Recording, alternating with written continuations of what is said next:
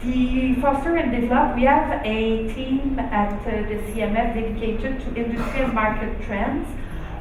They have their own website where they publish a lot of material. It's called CMF Trends, or CMF in French, what is it, FMC Veille.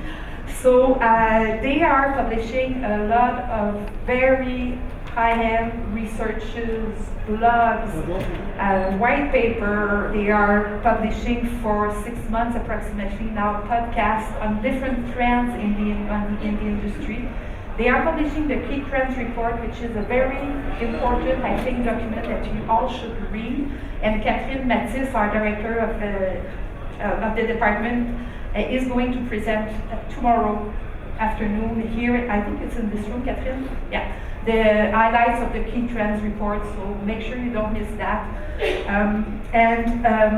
In fact, go on their website. What they do is very helpful for us to make sure we are keeping track of what is happening around the world and to offer you the best programs possible.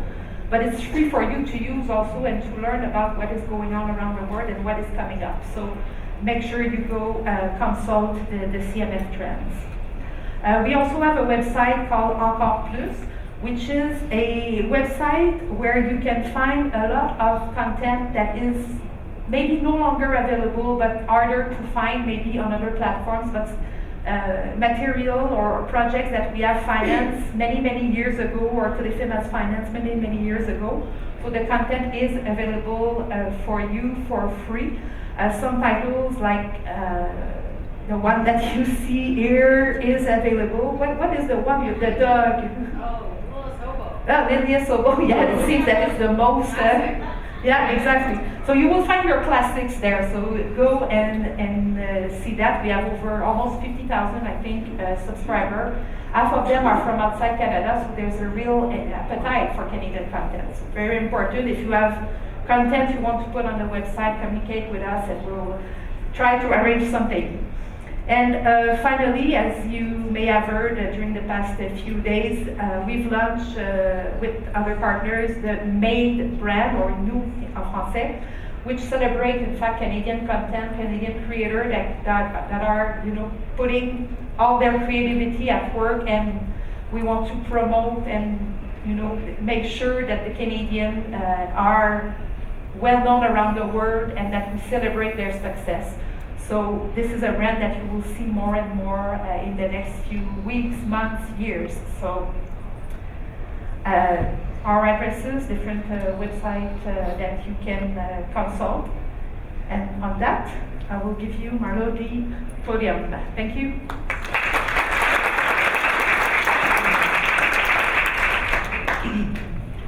Thanks so much. My name is Marla Mayaska. I'm the VP of Content at Bristol Global Media. First of all, this is a pen and not a syringe, just so everyone knows. It's from a show that we did called Haunted Hospitals, so just in case anyone's looking at that. Good afternoon. It's really a pleasure to share the stage with Fran and Natalie. They're such supportive partners in this co-production journey, which I'm sure some of you have been on. And they have really blazed the trails for producers. Co-productions are tricky, and they've laid all the groundwork, which really, if we didn't have those waters negotiated or that roadmap there, we would be in a lot more trouble. And I'm very grateful to them for having all of that there for us, particularly when it gets to crunchy times, because every production does, and when you're across the miles, it can get tough. But I'm not here to talk about just the tough. So I've had the distinct pleasure of working on several co-productions over my career, but today I'm going to talk about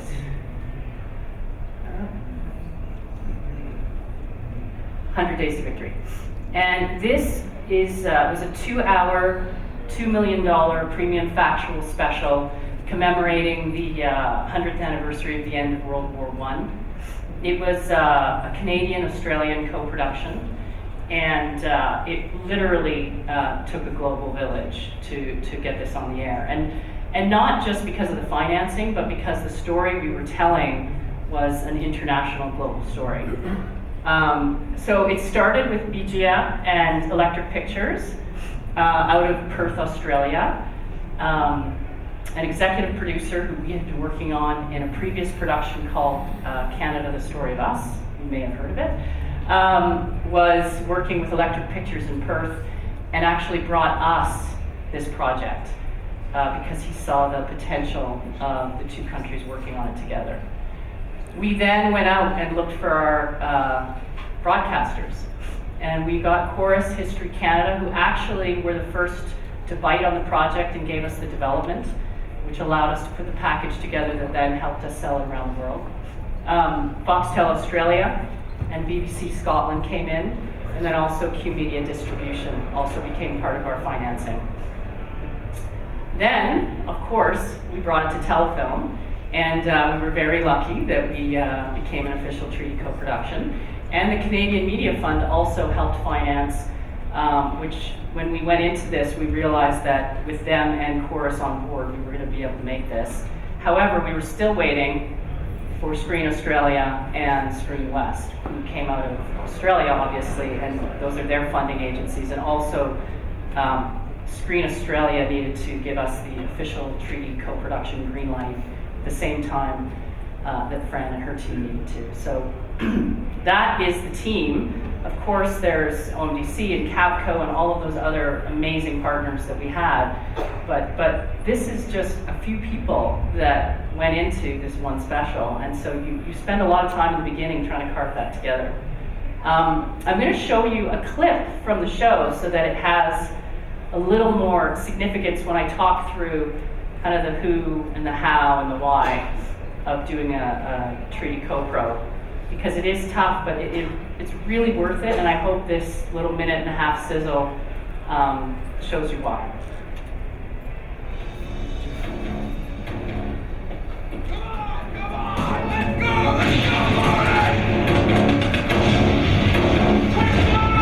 Once more on your feet!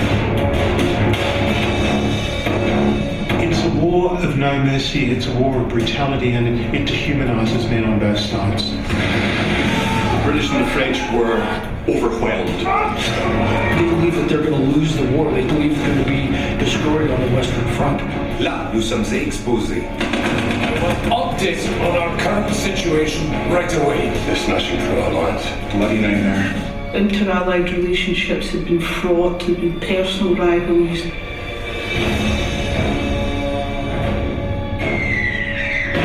Protection from tanks, artillery, mortars. We'll time it down to the second. These are not the traditional generals who were planning the earlier offensive. So they're bringing fresh ideas, they're bringing a fresh perspective. And we are well prepared for it.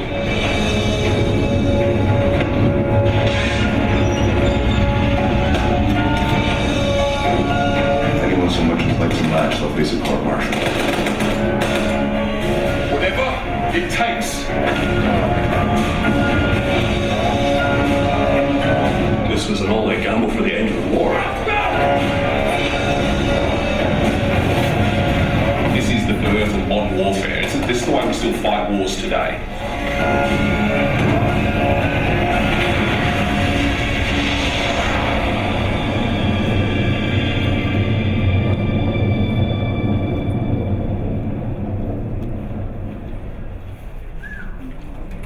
So thank you.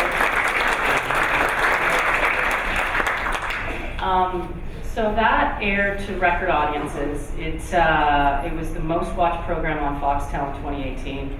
It aired on BBC Scotland, but then immediately went to BBC Two, and also just was really special to have it be part of the commemorative programming during that week. We were very proud to be a part of that. And there's no way we could have made this show if it wasn't a co-production. So first of all, what I'll go through is the why, because I think a lot of you, when you're looking at your content and trying to figure out, like, why would I want to co-produce?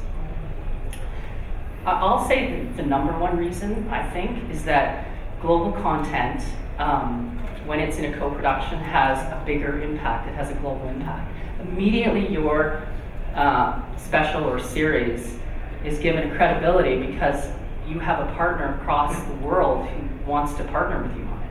So you already, when you go to the table to pitch, have that support from another country. And if they're going to go through all that to get their funding agencies and their broadcasters on board, it's got to be worth it. So immediately you have a global impact. Then there's the diversity of voices, which can't be underscored enough, because it's not just the local diversity of voices, which both Fran and Natalie talked about, which is so crucial on these projects. It's the global diversity. That program is about 4 generals at the end of World War I turning the tide. Mainly we focused on UK, France, Australia, and Canada. If you look at any one of those generals through the lens of their own country, you would have a different program. So what's really cool is that we looked at it through the lens of our 2 countries, and suddenly you get to see the end of World War I through Australia and Canada's eyes, and that's just not done unless you bring those 2 countries together to tell that story. Then there's the fact that premium factual has premium price points. $2 million may not sound a lot for a scripted project, but for an unscripted, it's a big deal. So for us to put that financing together, there's no way we could have done that with just our broadcasters and our tax credits. We had to bring in partners that were invested and that also had their own access to funding agencies. So that's the why. Then I will go to the who. So when you are choosing a country for your project, it is so crucial that it is organic. If you try to shove a country into your content and it's not right for your content, it will show up on the screen later. As I said, I've done quite a few of these, and I've done some where that's happened, and I realize now that I would never do a co-production that didn't have organic impetus for our company to do it. And in this case, it was the fact that Australia's General John Monash and Canada's General Arthur Currie were the 2 new young guns coming into the war to change the tide and beat out the colonial leaders of Foch and Haig. And so we were the perfect team because we were actually mirroring the war. Like, our 2 production companies came together to tell this story in the same way that those 2 generals came together to change the tide of the war. So we would laugh about the fact that we were in war together. And also, you also have to pick the right producer for your relationships, not just for your content. A friend was mentioning that this is a marriage. It's not just a marriage, because you can't divorce. Like, once you incorporate that title, it's with you for the rest of your life if it's evergreen and your intention is to sell it forever. So you do have to pick well, you have to interrogate one another, and you have to make sure that you have complementary skill sets. So if you're coming to the table with another international partner, it's good if you guys have diversity in your assets and your resources and your storytelling style, because then you can bring those together to make